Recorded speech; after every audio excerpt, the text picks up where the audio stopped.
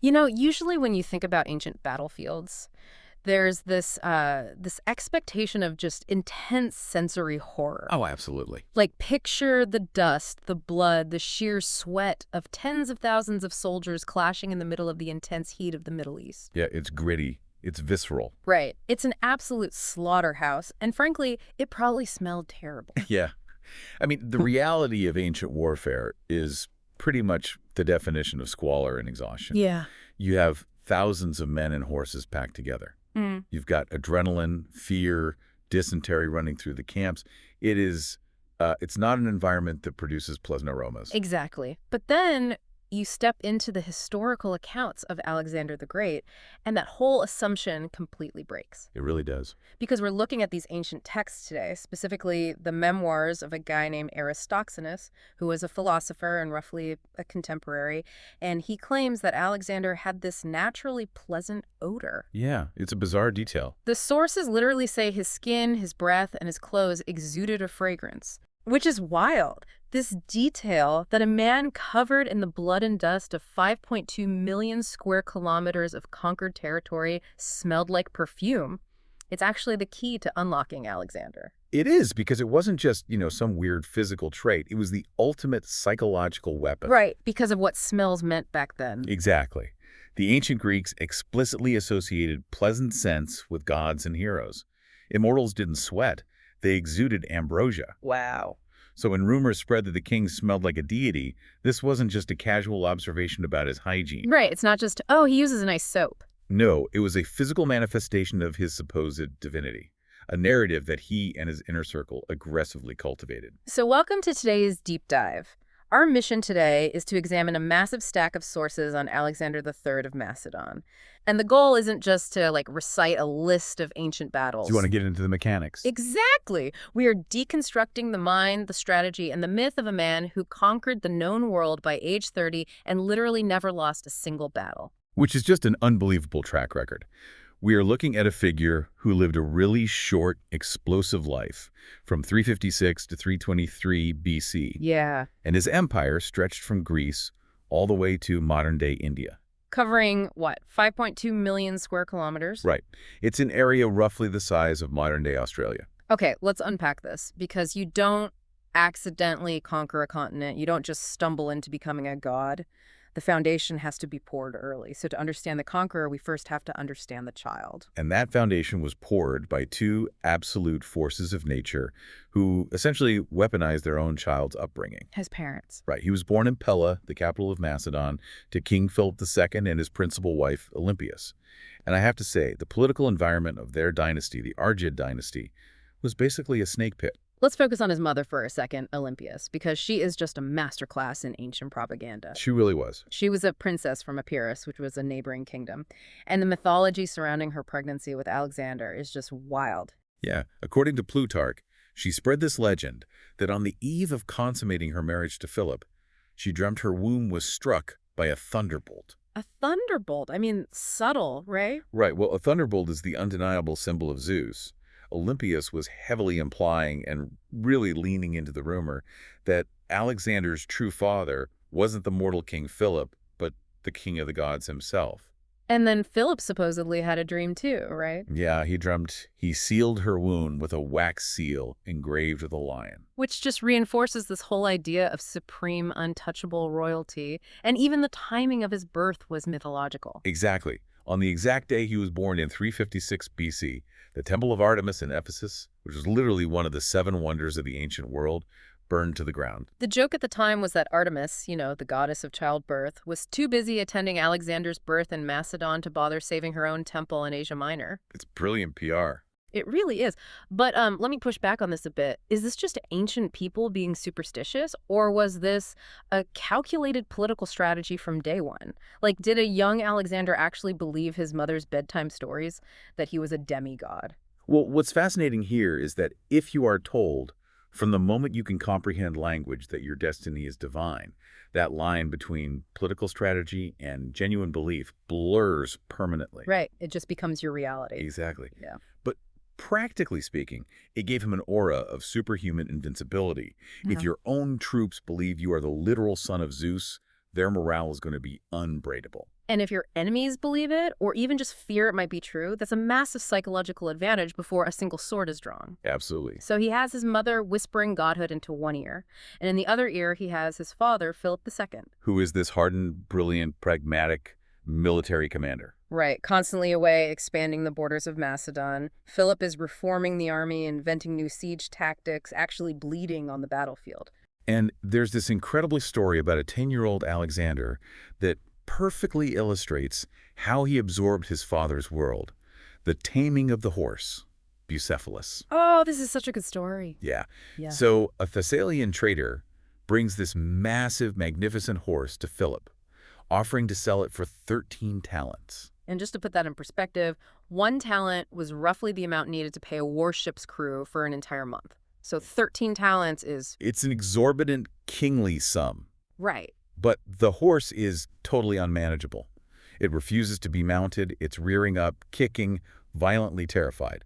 Philip is frustrated and orders the horse taken away, thinking it's useless. And this is where Alexander intervenes. He's watching from the sidelines. Yeah. And he realizes something that all these veteran horsemen and soldiers just completely missed. Right, he sees the root of the problem. The horse isn't just being stubborn or wild.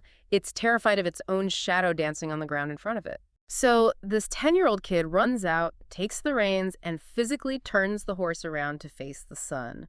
The shadow falls behind the horse, totally out of its line of sight. And then Alexander strokes it, calms it down, drops his cloak, and just vaults onto its back, riding it perfectly. It's like watching a modern prodigy solve a math equation the professors couldn't, you know? It's like watching a hacker bypass a complex security system by just, like, talking to the IT guy and getting the password, rather than trying to brute force the code for months. That's a great analogy. He didn't use brute force to break the horse. He used empathy and intense situational awareness. He saw the psychological mechanism of the problem. And Philip's reaction is what really seals the moment in history. He wept with joy, he kissed the boy, and famously said, "My boy, you must find a kingdom big enough for your ambitions. Macedon is too small for you." Wow. Yeah, and he immediately buys the horse.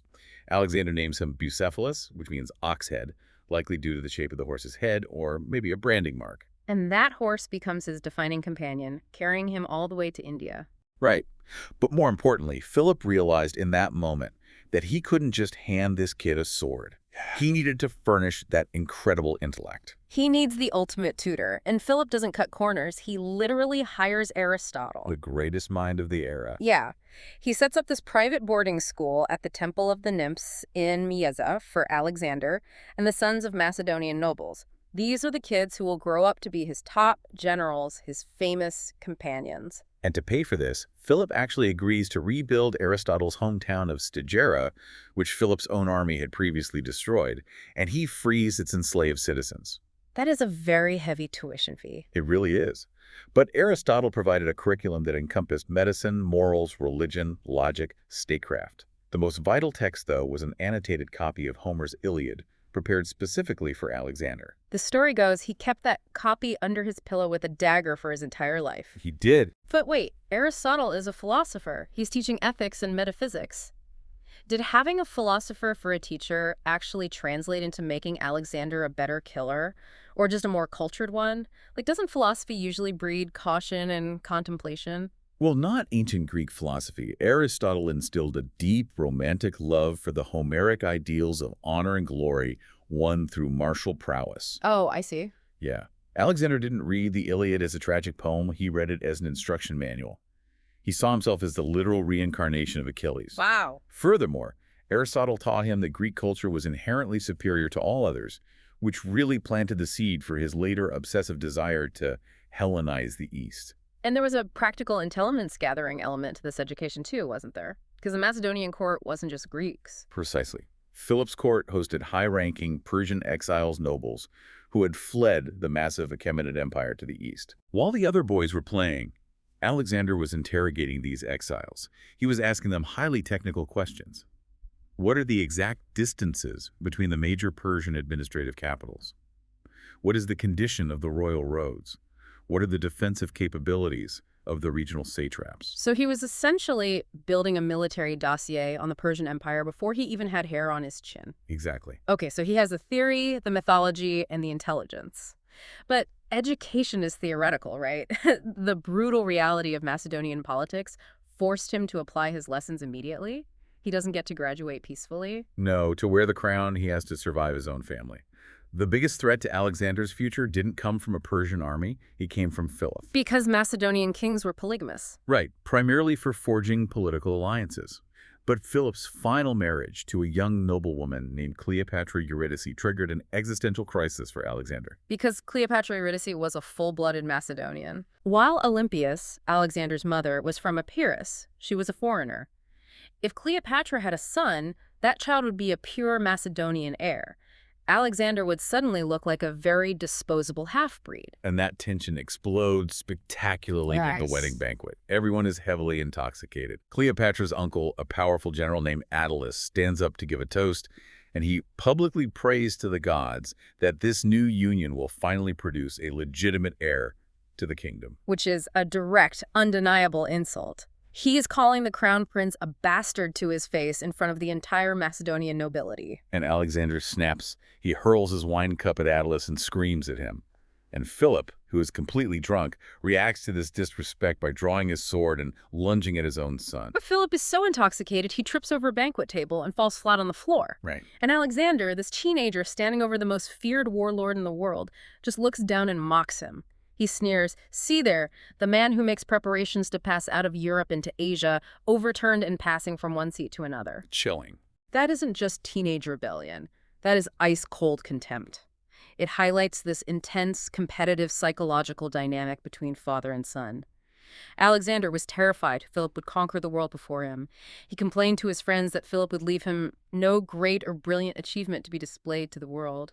He felt he had to outdo a father he simultaneously admired and despised. And his opportunity arrived sooner than anyone expected. 336 BC. Right.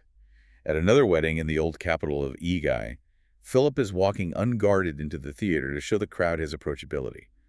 Suddenly, one of his own royal bodyguards, Pausanias, steps forward and drives a Celtic dagger through Philip's ribs, killing him instantly. Pausanias sprints for horses he had waiting, but he trips over a vine root and is immediately speared to death by Alexander's friends. Alexander is proclaimed king on the spot by the military at age 20. So we have to address the giant bloody elephant in the room here. I know where you're going with this.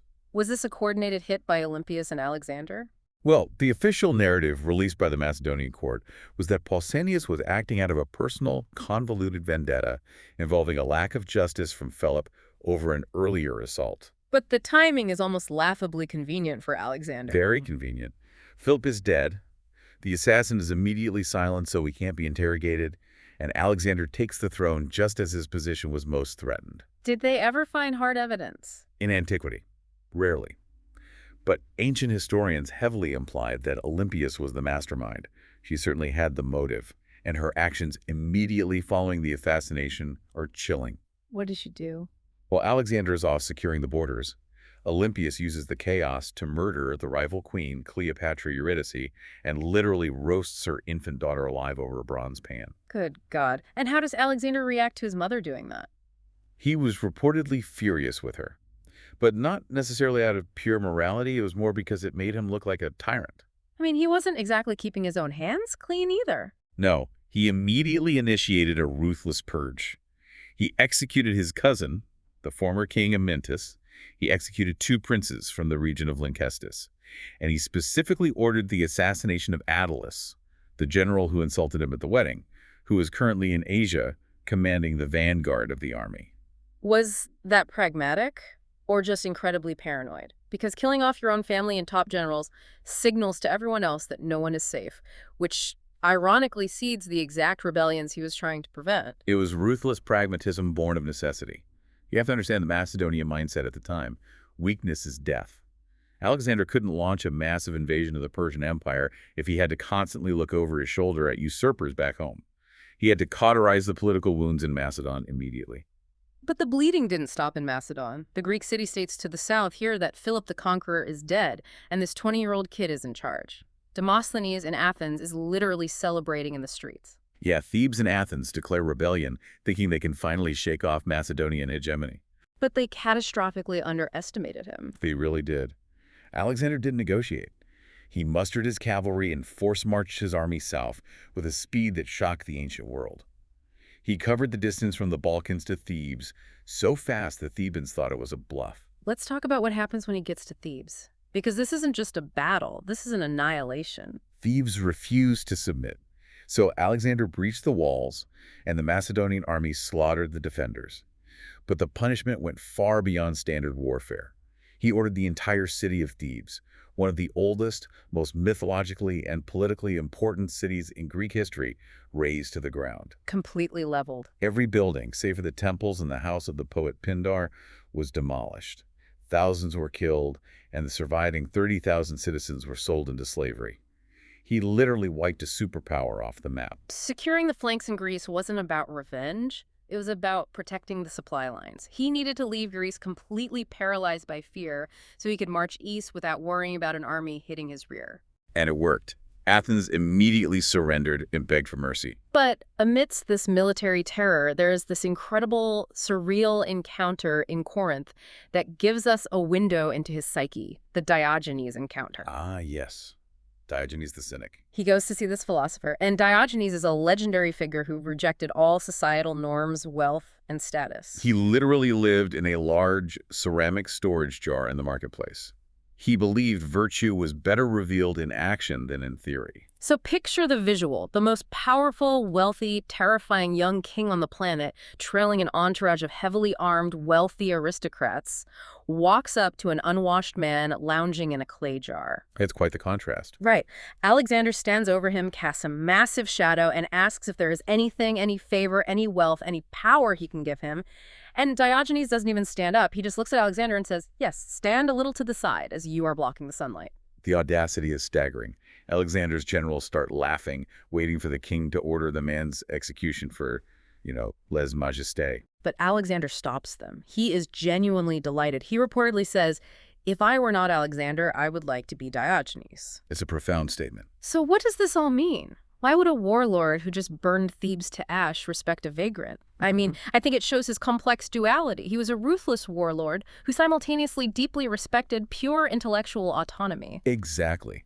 Alexander recognized a kindred spirit. Alexander conquered the external world. Diogenes conquered his internal desires.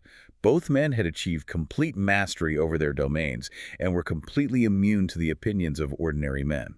He respected a man who couldn't be bought or intimidated. Right. So with the homeland secured through a mix of psychological terror and philosophical clarity, he turns east. Spring of 334 BC, the Persian campaign begins. The grand strategy. He crosses the Hellespont, the narrow strait separating Europe from Asia, with an army of roughly 48,000 soldiers. And he doesn't just disembark. He stands on the prow of his ship in full armor, hurls a spear toward the shore, embedding it deep into the Asian soil. Claiming Asia as a gift from the gods. A spear won gift. It's a massive escalation. His father, Philip, had envisioned a war of retaliation, liberating the Greek cities on the coast of Asia Minor. But Alexander was declaring total war. He was going to dismantle the largest, wealthiest empire the world had ever seen. But we should look at the mechanics here, because Persia had millions of subjects, unlimited wealth, massive armies. How did a force of 48,000 Macedonians never lose a single battle? You don't win against those odds just by being brave. What were the actual physical military tactics? It comes down to a highly specialized, deeply integrated combined arms war machine that Philip invented and Alexander perfected. And the anvil of this machine was the Macedonian phalanx. Okay, forget the standard Greek hoplite with a short spear and a big shield. Right. These men were armed with the sarissa. The 20-foot pike. But explain to me how that actually works. Imagine trying to hold a 20-foot pole horizontal in a crush of thousands of screaming men while arrows are raining down. If you hold it by the end, it snaps your wrists. How is that a functional weapon and not just a liability? It's a marvel of ancient physics, really. The sarissa was made of tough cornel wood. And it didn't just have a blade at the front. It had a heavy bronze counterweight at the back, called the soritor, or lizard killer. Oh, so that shifts the center of gravity. Exactly. It shifted the center of gravity closer to the soldier's body, allowing them to balance this massive lever. Because both hands were needed to hold it, their shields were smaller and slung over their shoulders. When a phalanx of, say, 256 men in a 16 by 16 grid marched forward, the front 5 rows lowered their sarissas. So you have 5 layers of iron spearheads projecting out in front of the front line. It's like fighting a porcupine with a pocket knife. That is exactly what it's like. The Persian infantry, who were mostly armed with shorter scimitars, javelins, or bows, literally couldn't physically reach the Macedonians without being impaled. It was an impenetrable, bristling wall of death that slowly ground forward, pinning the enemy line in place. That was the anvil. And the hammer was the cavalry. The companion cavalry. These were the elite, heavily armored Macedonian noblemen. Once the phalanx pinned the enemy, Alexander would personally lead the companion cavalry in a wedge formation shaped like a triangle, aiming for the weakest point in the enemy line, or directly at the enemy commander. And we see this hammer and anvil tactic perfectly executed at his first major engagement, right? The Battle of the Granicus River. Yes. The Persian satraps of Asia Minor decided to make a stand at a riverbank. They set up their cavalry right on the edge of the steep bank, hoping to catch the Macedonians as they struggled out of the water. Which seems like a strong defensive position, but Alexander read the terrain masterfully. He noticed the Persian cavalry line was stretched incredibly thin, about 3 kilometers long. If he attacked the center, he'd be flanked. So he stretched his own line to match theirs exactly. He used his infantry to engage the center, drawing the Persian cavalry into a messy slog in the river mud. And once they were bogged down, Alexander leads a massive cavalry charge from the right wing, completely shattering the Persian left. It was brutal, close-quarters combat. This is actually where Clytus the Black famously saves Alexander's life, right?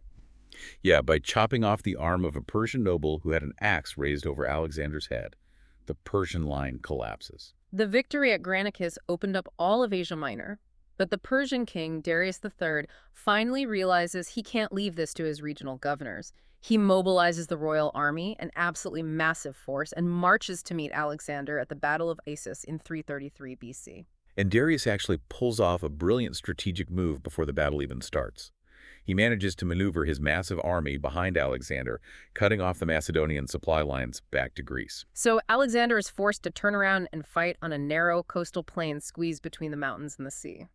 But that narrow terrain actually neutralized Darius's numbers. He couldn't wrap around Alexander's flanks. The battle commences, and it's chaotic. The Macedonian phalanx struggles to maintain cohesion, crossing the Panaris River. But Alexander sees Darius sitting in his royal chariot, surrounded by his elite guard, and he doesn't bother trying to win the battle of attrition. He forms the companion cavalry into that wedge and charges straight into the teeth of the Persian center, aiming the point of the spear directly at the King of Kings. The psychological shock was immense. Darius watches this armored wedge tearing through his royal guard, getting closer and closer. Yeah. And Darius panics. He turns his chariot around and flees the battlefield. Which is catastrophic for Persian morale. In an ancient army, if the king leaves, the battle is over. The army disintegrates. Right. Darius fled in such a blind panic that he left behind his royal pavilion, his unimaginable wealth, and his own family, his wife, his 2 daughters, and his mother, Sysigambis. And Alexander's treatment of the royal family was a masterstroke of political theater. He treated them with immense dignity, preserving their royal status. There's that great story where Sysigambis mistakenly bowed to Alexander's taller friend Hephaestion, thinking he was the king. Oh, right, and Alexander supposedly said, "Do not worry, mother, for he too is Alexander." He was demonstrating that he wasn't just a barbarian raider. He could be a magnanimous, civilized emperor. But he still had to conquer the rest of the empire. As he moves south, he encounters a legendary test in the city of Gordium, the Gordian knot. A classic anecdote. There is this ancient chariot tied to a post with a knot made of cornel bark. The knot is so impossibly complex, the ends are hidden inside. The local prophecy dictates that whoever can untie it is destined to be the king of Asia. For centuries, men had tried and failed to untangle it. Alexander approaches it, studies it, and realizes the parameters of the test are an illusion. There's no rule that says you have to untie it with your fingers. Right, so he draws his sword and hacks the knot cleanly in half. It's a brilliant, out-of-the-box, lateral thinking move. It's a profound metaphor for his entire campaign. When faced with an unsolvable ancient system, you don't play by its rules. You cut through the system entirely. He bypassed the complex diplomacy and politics of Asia with the brutal efficiency of Macedonian steel. Proving his destiny wasn't to play by the old rules, but to rewrite them. But that brutal efficiency had a terrifying human cost. As he marched down the Levantine coast in 332 BC, He needed to secure the Mediterranean ports to completely neutralize the Persian navy. Most cities surrendered, but the Phoenician island city of Tyre refused. And Tyre was considered an impregnable fortress. It was located on an island half a mile offshore, surrounded by massive walls rising straight out of the deep water. His engineers look at this and say, "We don't have a navy capable of a sea assault. This is physically impossible." Telling Alexander something is impossible is like throwing gasoline on a fire. He uses that as motivation. If he can't reach the island, he decides to bring the mainland to the island. He orders his army to build a mole. A massive solid land bridge made of timber, stone, and earth stretching half a mile across the seafloor. Think about the logistics of this. You're not just dumping dirt into the ocean. No, the current is constantly washing it away. Yeah. The seabed drops off sharply. Right. They had to fell massive cedar trees from the mountains of Lebanon, drive them into the seabed to create a retaining wall, and then fill the gap with rubble from the ruins of old Tyre on the mainland. And they are doing this while the Tyrian navy is sailing out, shooting flaming arrows at the workers, dropping divers to cut the anchor ropes. Alexander had to construct a massive fleet of his own, enlisting the help of allied Cypriot and Phoenician ships just to form a defensive screen around his construction crew. It took 7 agonizing, grueling months. But they finished the mole. They roll massive multi-story siege towers right up to the island walls, drop the gangplanks, and breach the city. And the punishment is horrific. Because they made him bleed, because they delayed his grand campaign for 7 months, the discipline of the Macedonian army vanished into pure vengeance. They massacred thousands of men of military age, crucified 2,000 survivors along the beach, and sold 30,000 women and children into slavery. He repeats this terror tactic shortly after at Gaza, a city perched on a massive, steep hill surrounded by desert. He builds a massive earthen mound that wraps around the entire city just so he can roll his siege engines up to the walls. He actually gets severely wounded in the shoulder during an assault there, and when the city finally falls, he butchers the men and enslaves the rest. He dragged the local commander, Bates, behind his chariot around the city walls until he died, mimicking Achilles dragging Hector at Troy. It was calculated, absolute terror. He was ensuring that his rear supply lines were secure by making the cost of resistance so high that no city would ever dare rebel behind him. And it worked perfectly for his next destination, Egypt. After the slaughter in the Levant, the Egyptian satrap just opens the doors. They surrender without a fight and welcome Alexander as a liberator from Persian oppression. He is crowned pharaoh in Memphis. He respects their gods, holds games, and begins laying the groundwork for Alexandria. But the pivotal psychological turning point of his entire life happens when he leaves the Nile and journeys hundreds of miles deep into the blistering Libyan desert to the Siwa oasis. He is going to visit the Oracle of Amun-Ra. The journey was a near-death experience. The water ran out, they lost the trail in massive sandstorms, and were supposedly only saved by following 2 ravens or snakes, depending on the source, that guided them to the oasis. When he finally arrives, exhausted and dehydrated, the high priest of the temple comes out to greet him. The priest addresses Alexander, but due to his poor grasp of Greek, instead of saying, "O Paidion," which means, "O my son," he accidentally says, "O Paidios." Which means, "O son of God." Right. The priest pronounces him the son of the deity Amun, whom the Greeks equated with Zeus. This is a massive shift. Before, his mother whispered that he was the son of Zeus. It was a useful political rumor. But standing in one of the most ancient, sacred, isolated places on earth, having the high priests of the gods proclaim it as absolute truth, what does that do to a 24-year-old's brain? Well, if we connect this to the bigger picture, it fundamentally breaks his connection to mortal reality. He begins to deeply internalize his own divinity. He starts identifying explicitly as the son of Zeus Ammon. We see this later on coins minted by his successors, where Alexander is depicted with the curved ram's horns of Ammon growing out of his head. Right. It started as political pragmatism, but he absolutely started to believe his own myth. And God doesn't stop at Egypt. The tipping point arrives. He marches his army out of Africa, back across the Levant, and straight into the heart of the Persian Empire for the decisive showdown, the Battle of Gaugamela in 331 BC. Darius has had 2 years to prepare for this. He has assembled a truly monstrous army drawn from the deepest eastern provinces of his empire. Bactrians, Scythians, Indian contingents with war elephants. He chooses a massive, perfectly flat, dusty plain at Gaugamela. He even ordered his engineers to level the ground, clearing away rocks and brush. Why?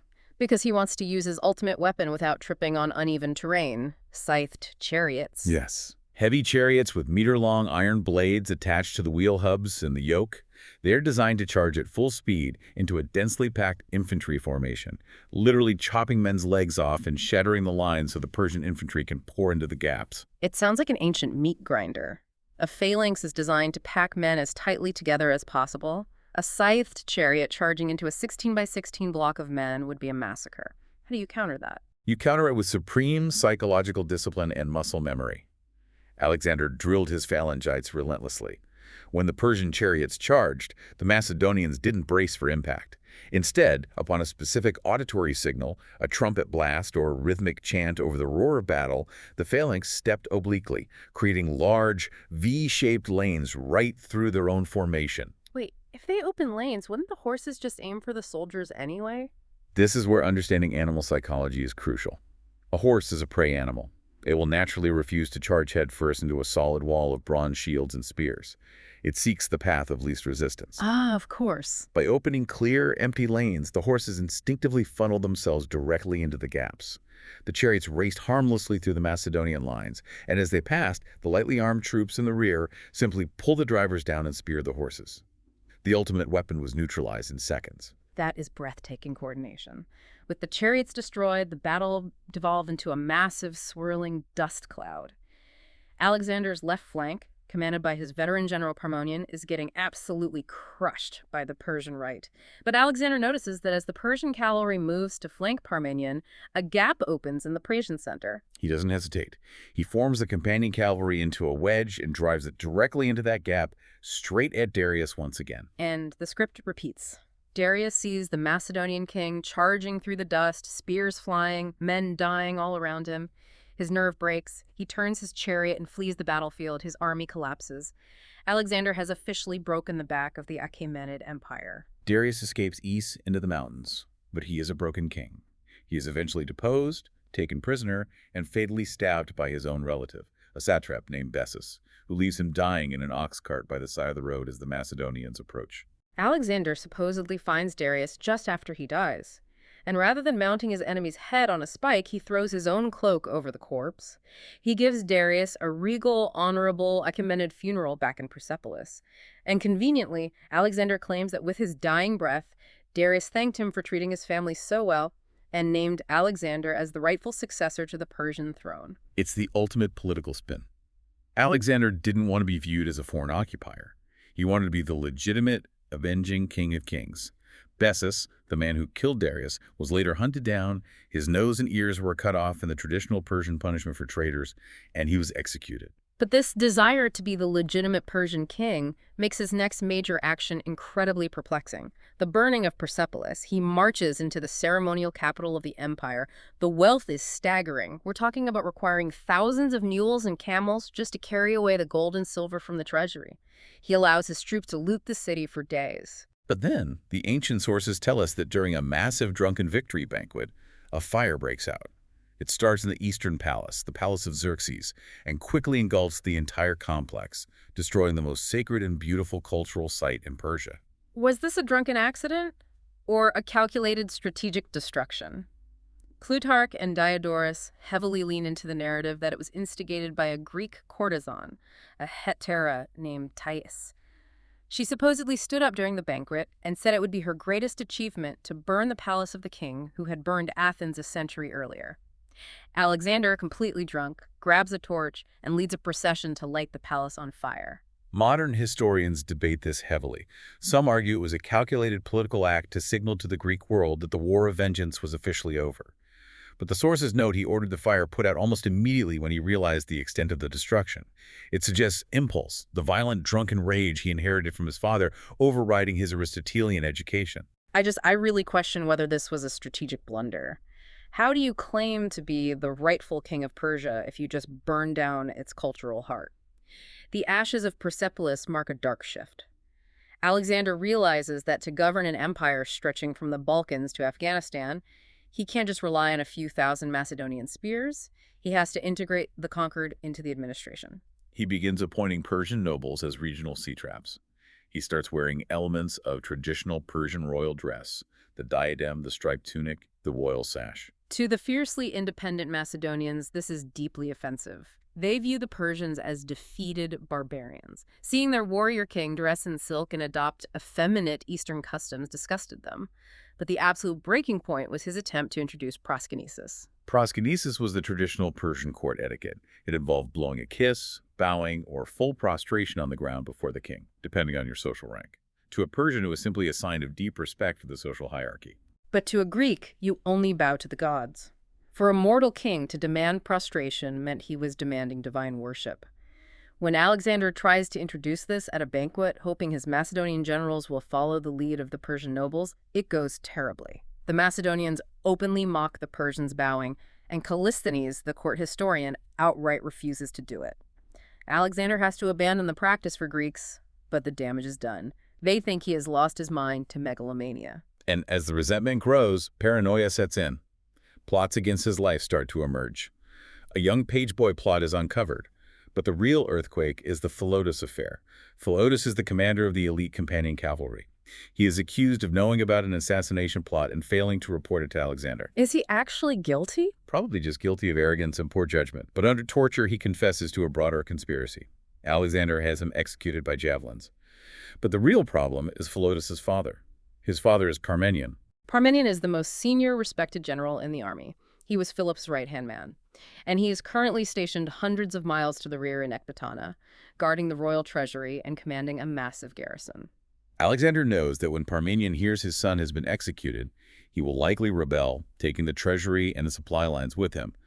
So Alexander makes a cold-blooded survival decision.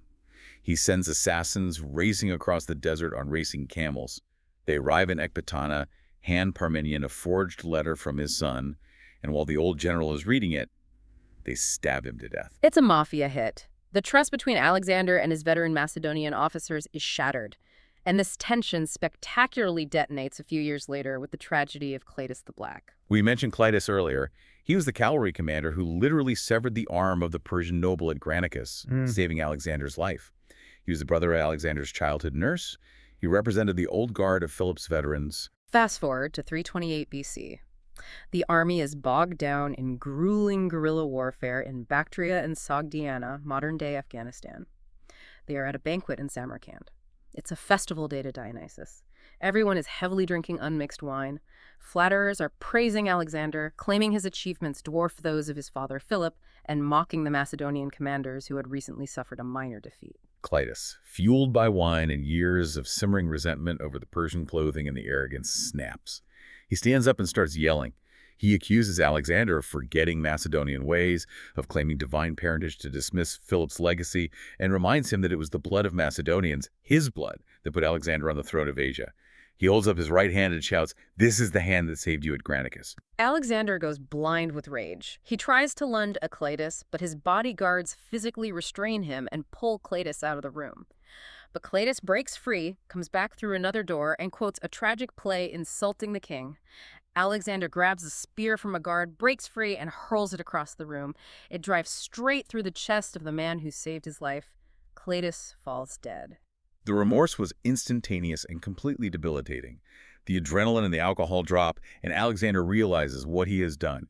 He reportedly pulls the spear out of Cleitus's chest and tries to impale himself on it, but his guards wrestle it away.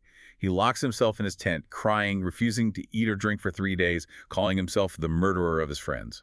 It is the absolute nadir of his moral compass. Was this true megalomania? Was it the neurological damage of severe chronic alcoholism, which we know he suffered from? Or was it the sheer unbearable stress of a paranoid ruler trying to fuse two wildly different cultures, surrounded by men who hated his vision? It was the toxic intersection of all three. He was isolated at the top. The men who used to treat him like a brother in arms now viewed him as a foreign despot. To escape the suffocating, toxic political environment of his own court, he does the only thing that makes sense to him. He pushes forward. He looks to the literal edge of the known world. Welcome to the Indian campaign. By 327 BC, he crosses the Hindu Kush Mountains into the Indian subcontinent. The warfare here is brutal. He faces fiercely independent hill clans, culminating in the siege of the Aornos Rock, a supposedly unscalable mountain fortress that even Hercules allegedly failed to take. Alexander, of course, bridges a ravine with earthworks and takes it. But he also engages in complex diplomacy. He secures an alliance with King Taxiles, also known as Omphis, who governs the region between the Indus and the Hydaspes rivers. Taxiles recognizes the futility of resistance, submits to Alexander, and gives him massive wealth, troops, and most importantly, war elephants. Which sets the stage for his final great masterpiece of military strategy, the Battle of the Hydaspes River in 326 BC. He is facing King Porus, who rules the territory on the other side of a swollen, monsoon-flooded river. And Porus brings the ancient world's equivalent of heavy armored tanks to the battlefield, 200 war elephants. The Macedonians had never faced elephants in a pitched, open battle. Horses are naturally terrified of them. The smell and the sheer size cause cavalry to panic and refuse to charge.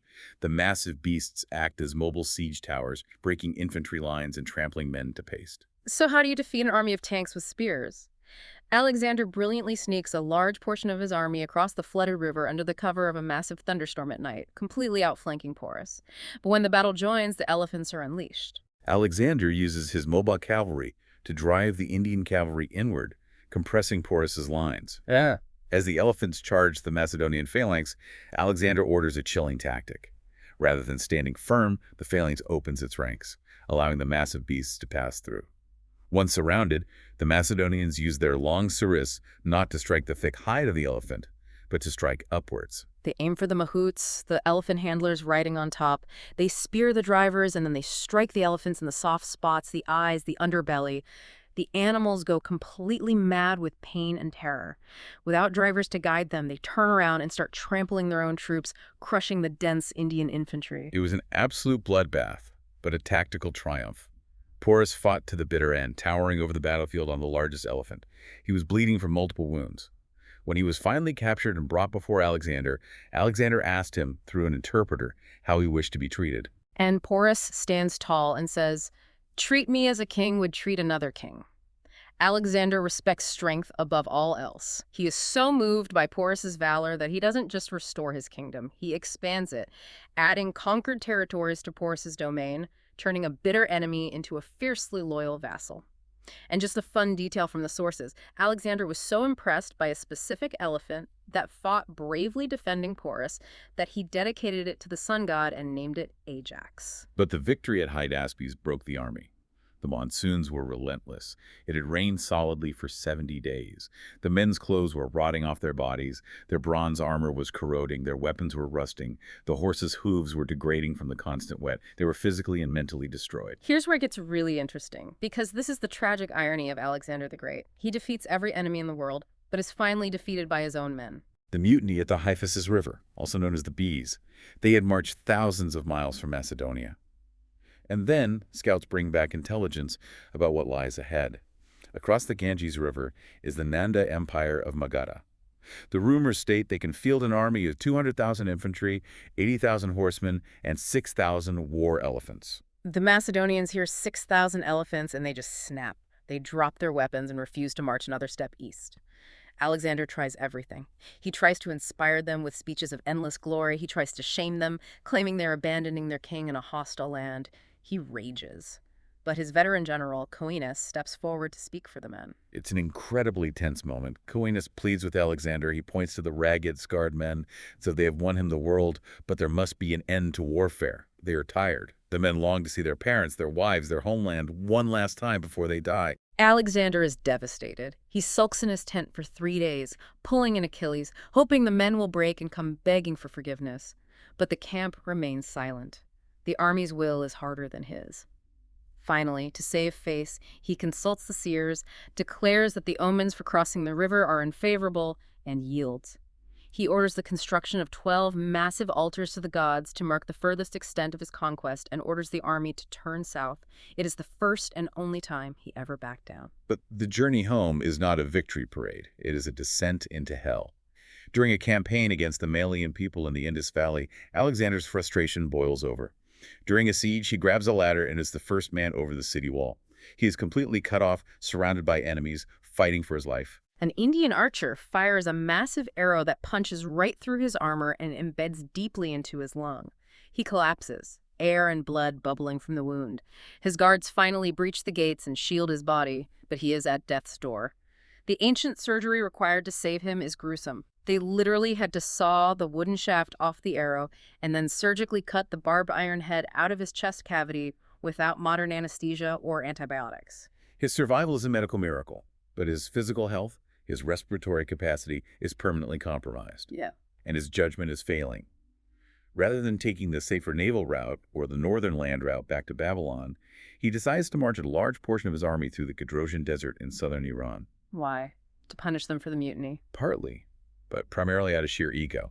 The legend said that Queen Semiramis and Cyrus the Great had both tried to cross the Gedrosian Desert with massive armies, and both had barely survived with only a handful of followers. Alexander saw it as a challenge. He had to prove he could conquer nature itself where legends had failed. It was an unmitigated disaster. Imagine walking from New York to Chicago, but in 120-degree heat, walking on fine, shifting sand, carrying 50 pounds of bronze armor with almost no water or supply lines. Pack animals were slaughtered for food. Wives, children, and camp followers died first. Flash floods and the wadis drowned hundreds who were too weak to scramble to high ground. He lost perhaps a quarter of his army and a massive portion of his camp followers in that desert. By the time he finally emerges and reaches the center of his empire at Susa in Babylon, he has survived the desert and the battlefields, but his aura of invincibility is gone. His body is broken, and his emotional health is permanently shattered. While he was gone, regional satraps assumed he was dead in India. They started acting like independent kings, embezzling money, hiring private mercenary armies, disrespecting his orders. Alexander has to execute several of his own governors upon his return just to reassert control. He realizes the empire is incredibly fragile. He needs to bind it together permanently. So he makes one final sweeping attempt at cultural fusion, the Susa mass marriages in 324 BC. He forces his top 90 Macedonian officers to marry Persian and Median noblewomen in a massive, multi-day ceremony conducted in the Persian style. He himself takes 2 new wives, Statira, the daughter of Darius, and Parysatis, the daughter of a previous Persian king. He is literally trying to engineer a new race. He wants a unified Greco-Persian ruling class whose children will feel loyalty to the empire as a whole, rather than just Macedonia or Persia. He pays off the debts of his soldiers who had taken Persian concubines to legitimize their children. But the resentment is terminal. A few months later at Opis, his army mutinies again. Why? Because Alexander announces he is sending the old, wounded, and disabled Macedonian veterans back home to Greece with generous pensions, and at the same time, he is integrating 30,000 young, newly trained Persian youths whom he called the Epigoni, the successors into the elite Macedonian phalanx. The Macedonians explode. They feel they are being discarded and replaced by the conquered barbarians. They yell at him to dismiss the entire army and let his father Ammon fight his battles for him. Alexander is so furious, he leaps into the crowd, physically points out the ringleaders, and has 13 of them executed on the spot. He then retreats to his palace, locks the doors, and starts appointing Persian commanders to head Macedonian units. It's a massive game of chicken. And the Macedonians blink. They break down, rush to the palace, throw down their weapons, and beg for forgiveness, crying that they only want to be his kinsmen. Alexander comes out weeping, forgives them, and hosts a massive reconciliation banquet for 9,000 people. But the ultimate blow to Alexander's psyche wasn't a mutiny. It was the death of the one person tethering him to his own humanity, Hephaestion. His closest friend, his absolute confidant, his second in command, and widely presumed to be his lover. They were raised together, educated by Aristotle together. When they crossed into Asia and visited the ruins of Troy, Alexander laid a wreath at the tomb of Achilles, and Hephaestion laid one at the tomb of Patroclus. They were 2 halves of the same soul.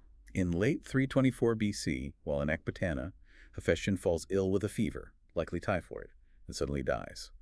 Alexander's reaction is not just grief, it is apocalyptic madness.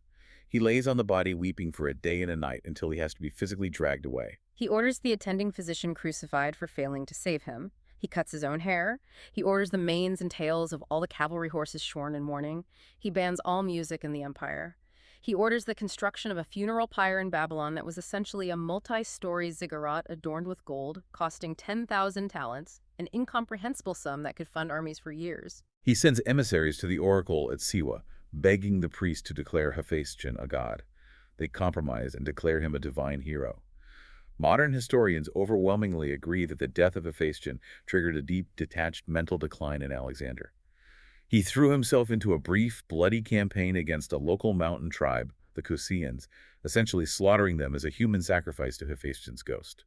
Which brings us to the final scene, June 323 BC, the palace of King Nebuchadnezzar II in Babylon. Alexander is just 32 years old.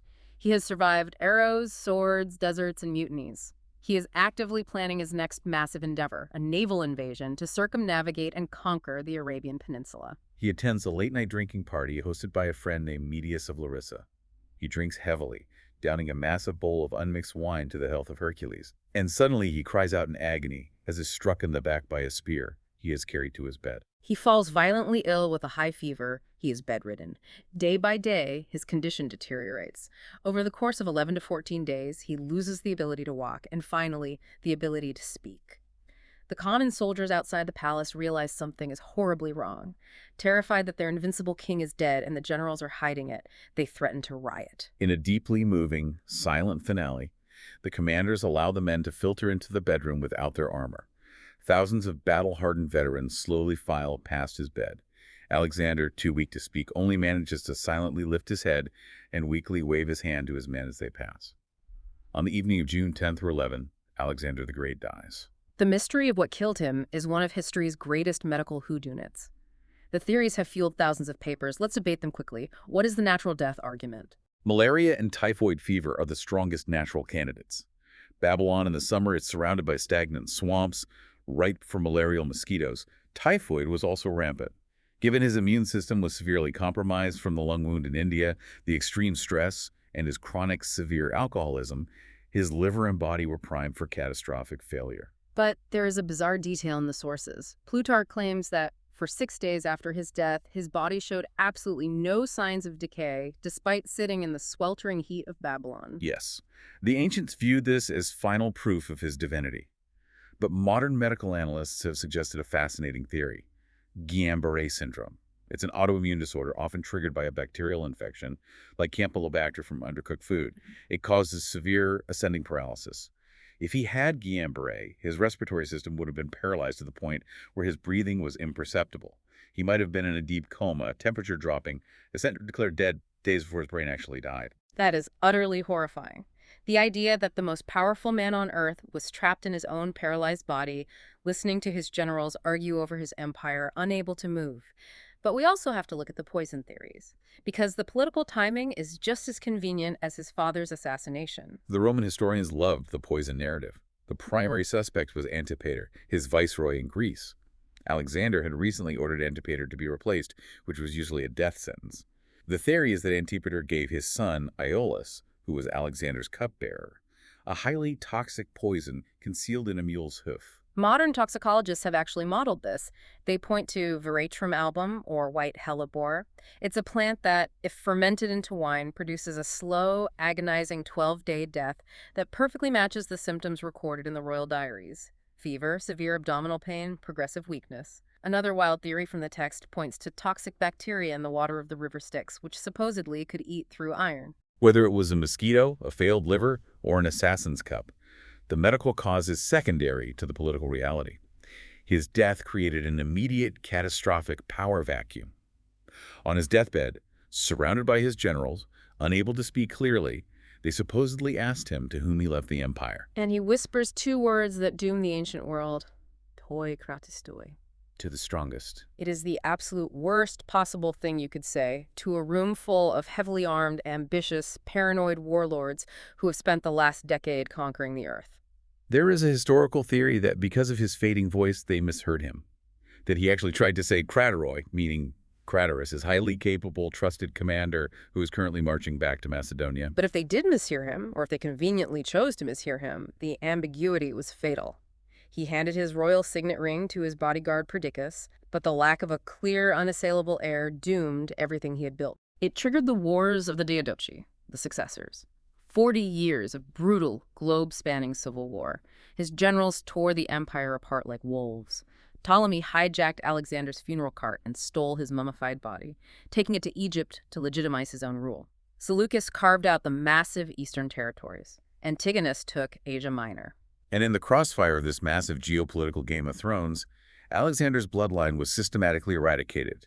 His mother Olympias, his Persian wife Roxana, his mentally disabled half-brother Philip Aridaeus, and finally his young son Alexander IV, born after his death, were all murdered. The Argead dynasty was completely wiped from the earth.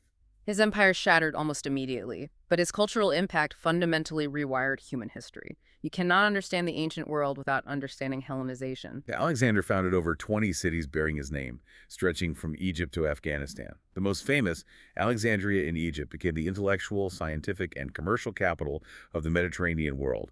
He transplanted Greek institutions, gymnasiums, theaters, democratic city councils across Asia. He spread Koine Greek, the common dialect of his army, turning it into the lingua franca of the region for centuries.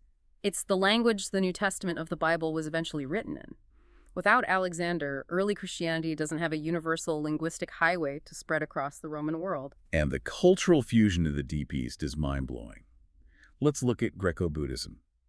In regions like Gandhara, modern-day Pakistan, and Afghanistan, Greek artistic traditions brought by Alexander's settlers merged with local Buddhist theology. The very first physical statues of the Buddha ever created were carved in the centuries following his conquests, heavily influenced by Greco-Buddhist artistic styles.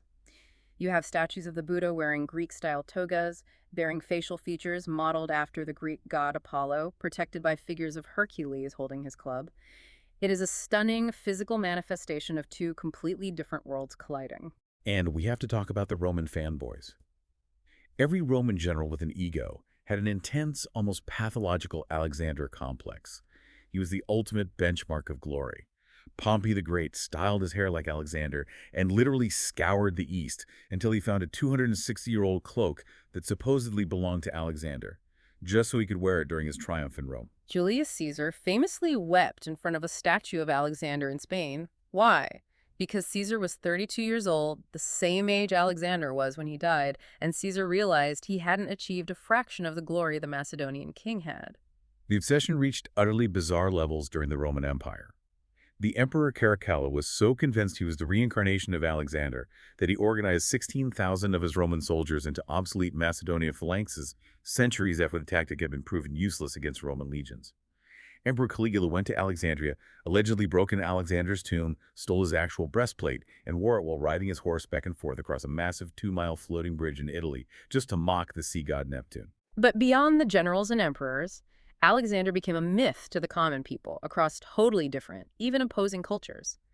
The historical man faded, and the Alexander romance took over. This was a highly fictionalized, fantastical account of his life that was translated into dozens of languages.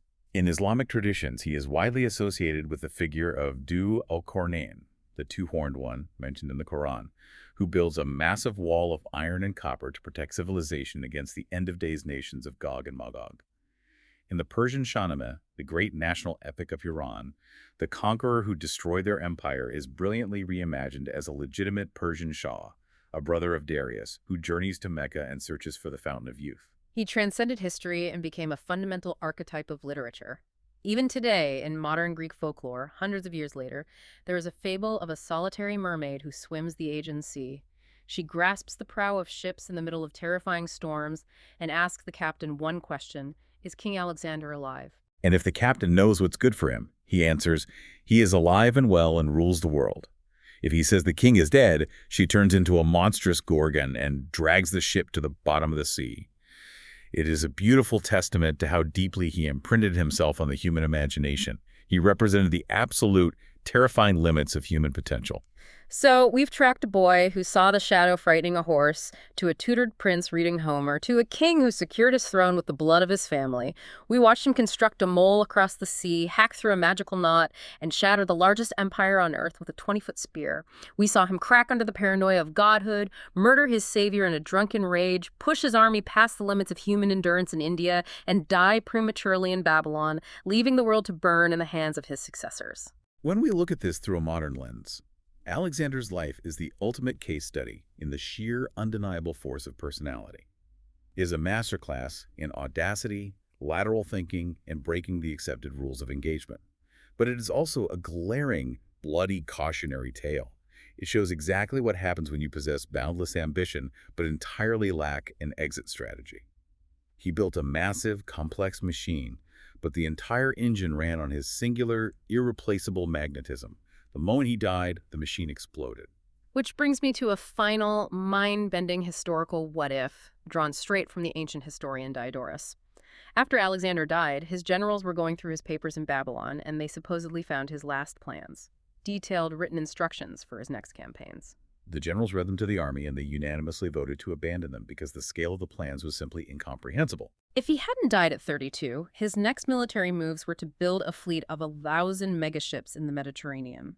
He planned to conquer Carthage, cross the sea, and conquer the Italian peninsula, meaning he would have likely crushed the early Roman Republic before it ever became an empire. He wanted to construct a road along the North African coast and completely circumnavigate the continent of Africa. But the societal plans were even more radical than the military ones. He wanted to mass transplant entire populations. He planned to physically move hundreds of thousands of people from Asia to Europe and from Europe to Asia, forcing global intermarriage to create a unified, homogeneous human race bound by familial ties. The sheer scale of that vision is terrifying.